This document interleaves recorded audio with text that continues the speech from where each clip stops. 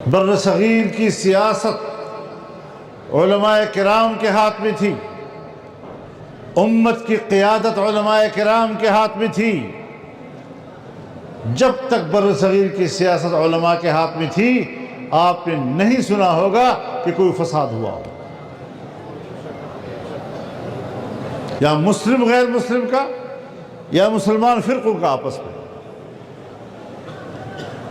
ان کی قیادت نے انسانیت کو متحد رکھا ہے، اور جب سے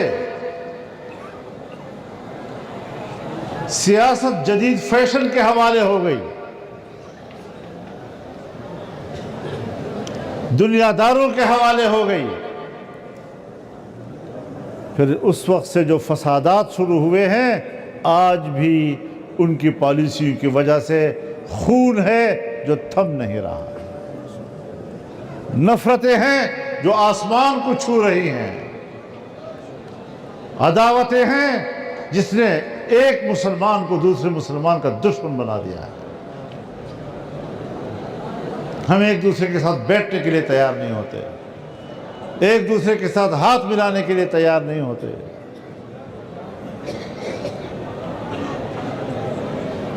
یہ نفرتیں انہوں نے پیدا کی ہیں، اور آج بھی مدارس اور دینی علوم ان کے لیے بوجھ ہیں۔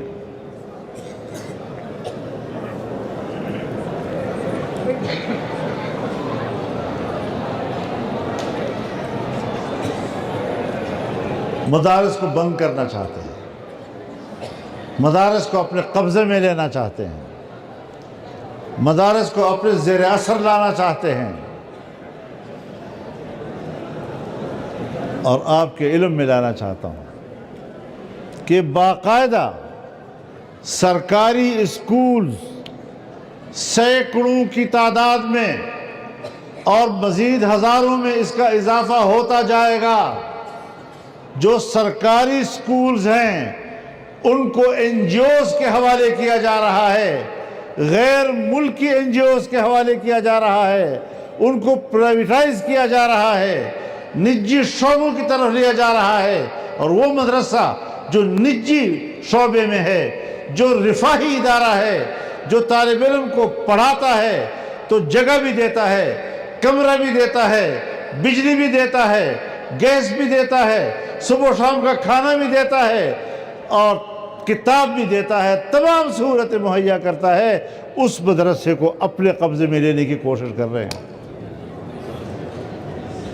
تو تم اپنے اسکولوں کو نہیں چلا سکتے،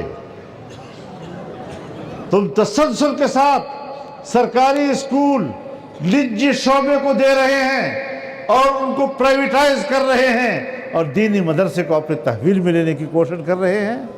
کیا مقصد ہے تمہارا؟ یہی کہ اگر دینی مدرسے میں دین کا علم ہے، یہ سلسلہ بند ہو جائے۔ بر صغیر کی تاریخ میں خانقاہیں بھی ہیں، لیکن ہم ان خانقاہوں کی تاریخ بھی جانتے ہیں، ان درگاہوں کی تاریخ بھی جانتے ہیں جنہوں نے انگریز کے لیے خدمت سر انجام دی۔ آج وہ خانقاہیں نہیں، بڑی بڑی جاگیریں ہیں، کمائی کے ذرائع ہیں، اور جنہوں نے انگریز کا مقابلہ کیا وہ خانقاہیں آج بھی فقیروں کی طرح ہیں۔ تو ہمارے ملک کے نظام میں وہ سلسلہ مسلسل چلا آ رہا ہے۔ پی آئی اے کو نجی شعبے میں دے رہے ہیں اور دینی درگاہ کو اپنے قبضے میں لے رہے ہیں۔ اور ہماری پنجاب کی گورنمنٹ کہتی ہے امام بڑا غریب ہے، 5,000 10,000 بیچارے کی تنخواہ ہے، ہم 25,000 دیں گے۔ مولوی صاحب کا غم کھائے جا رہا ہے۔ ہمارے صوبے میں بھی ایک زمانے میں صوبائی حکومت نے 10,000 کا اعزازیہ مقرر کیا تھا۔ آپ کی ہمدردی کا شکریہ، لیکن آگے بھی جائیں نا۔ پیسہ تو آپ دے رہے ہیں 25,000، لیکن مولوی کو آپ پگڈنڈی کے اوپر ڈال رہے ہیں، ایسی پگڈنڈی پہ کہ اگر تھوڑا آگے پیچھے ہوتا ہے تو گرتا ہے۔ تم نے 25,000 کے لیے جو شرائط رکھے ہیں کہ کن شرائط پر دیا جائے گا، آپ امامت کرائیں گے تو کیسے کرائیں گے، آپ خطبہ پڑھیں گے تو کیسا خطبہ پڑھیں گے، اور پھر مولوی صاحب کے پاس جا کر اس کو باقاعدہ لکھنا پڑے گا، تمہارا نام کیا ہے، تمہاری ولدیت کیا ہے، تمہاری بیوی کیا نام کیا ہے، کتنی بیویاں ہیں، بچے کتنے ہیں، تمہارا قد کتنا ہے، تمہارے آنکھوں کا رنگ کیسے ہے۔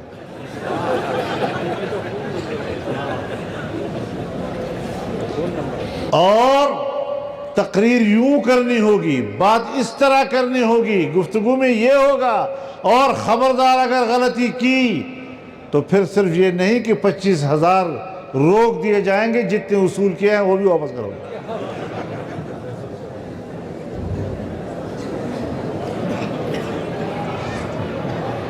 تو میں نے ایک لفظ کہہ دیا کہ ہم تمہارے منہ پہ مارتے ہیں، اس پر وہ ناراض ہو گئے۔ ناراضگی شاید اس وجہ سے ہو کہ یہ ایسی بات کرنے والی خاتون ہے۔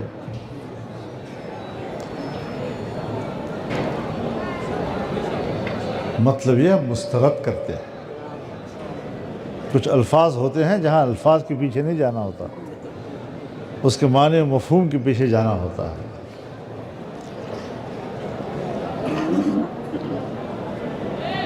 مدارس کے بارے میں کہتے ہیں وزارت تعلیم کے تحت پتہ نہیں 30 لاکھ طلباء کہاں ہیں بھائی؟ مدارس،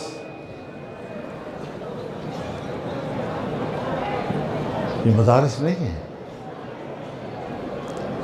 یہ علماء کی حوصلہ شکنی کرنے کی کوشش ہے، ان کو اپنے زیر دام لانے کی کوشش ہے، ان کی آزادی و حریت کو چھیننے کی کوشش ہے، تعلیم کا نظام اپنے قبضے میں لینے کی کوشش ہے۔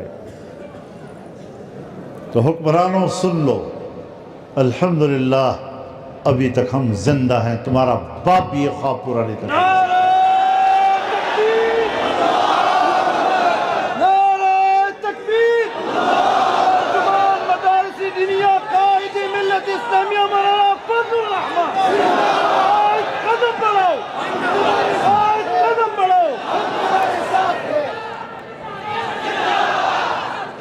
ہمارے ہاں اسلام آباد میں ایک نیشنل ڈیفنس یونیورسٹی ہے، NDU کہتے ہیں اس کو۔ تو یہ صرف حکمرانوں کے پاس نہیں ہے، ہمارے مولویوں کے پاس بھی اس طرح کے NDU ہے۔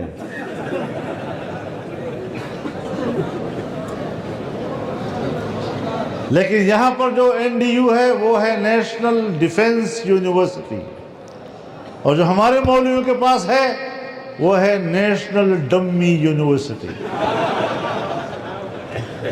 تو ڈمی نہیں چلے گا۔ اور میں حکمرانوں سے بھی کہنا چاہتا ہوں کہ اپنے آپ کو خراب نہ کرو۔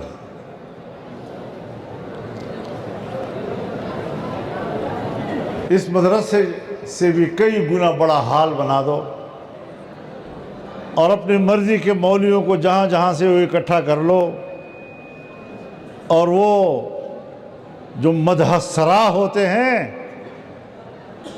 جتنی بھی وہ مدح سرائی کریں انشاءاللہ خواجہ سرا ثابت ہوں گے۔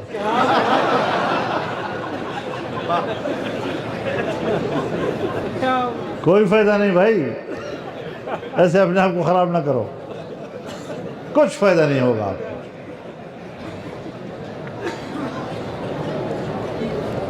تو انشاءاللہ یہ مدارس اسلام کے قلعے ہیں۔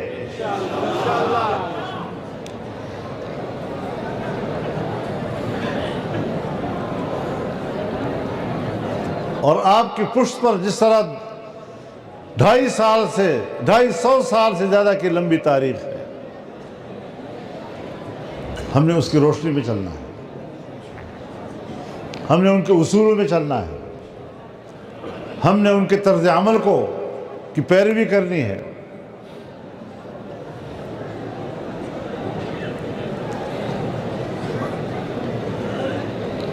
آج کل تفرقہ بازی اس کی بڑی تعریفیں ہوتی ہیں، پتہ نہیں کوئی ایک نیا اٹھتا ہے، ایک دم سا اسکالر بن جاتا ہے اور پھر اپنے طور پر دین اسلام کی اور قرآن حدیث کی نئی نئی تشریحات و تعبیرات کرتا ہے، اور وہ تعبیرات جو مغرب کے لیے قابل قبول ہوں، اور پھر ہم پہ تنقید کرتا ہے، یہ تو فرقوں میں تقسیم ہیں، یہ تو فرقے ہیں، میں تو الگ سا۔ بابا تم الگ سا ایک مستقل فرقہ بن رہے ہو، تم تفرقوں میں اضافے کا سبب بن رہے ہو۔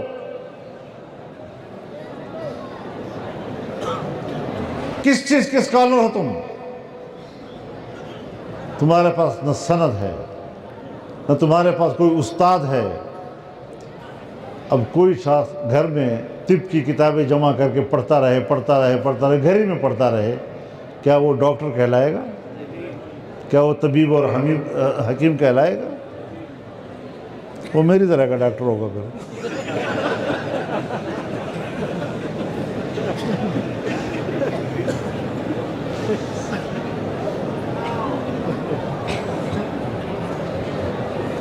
تو اس پہلو کو ذرا مد نظر رکھنا ہے۔ یہ تو انگریز کے پیروکار ہیں، لڑاؤ اور حکومت کرو، لڑاؤ اور حکومت کرو، مدارس کو توڑو، جماعتوں کو توڑو، مسالک کو توڑو۔ لیکن الحمدللہ وفاق المدارس بھی بڑے آب و تاب کے ساتھ کام کر رہا ہے، اور جمعیت علماء بھی الحمدللہ سیاست کے عروج پہ کام کر رہے ہیں۔